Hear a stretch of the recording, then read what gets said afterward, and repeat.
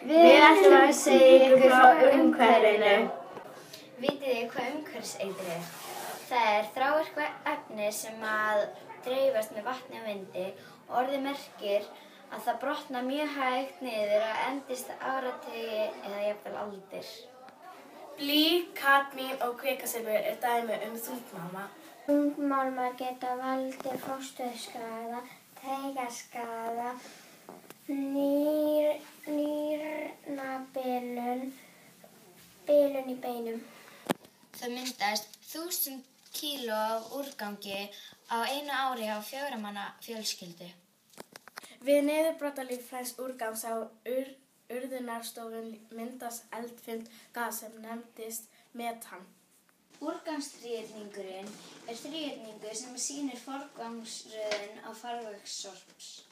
Fyrsta atriðið í úrgangsþríhyrningunum er lágmörkun úrgangs. Hvert er annað atriði í úrgangsþríhyrningnum? Það er endurnýting og endurnotkun. Þriðja atriðið í úrgangsþríhyrningnum er endurvinnsla. Fjórða atriðið í úrgangsþríhyrningnum er urðun og orkuvinnsla. Síðasta atriðið í úrgangsþríhyrningunum er förgun. Þegar hlutir, vörur, efni eða úrgangur er notaðar aftur í sömu mynd kallast það endurnýting. Í hvaða tunnu fer allur heimilisúrgangur og málmar í lausu í orkutunnuna?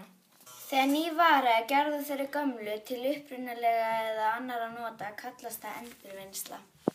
Takk fyrir okkur, við vonum að þið hafið lært eitthvað af þessu.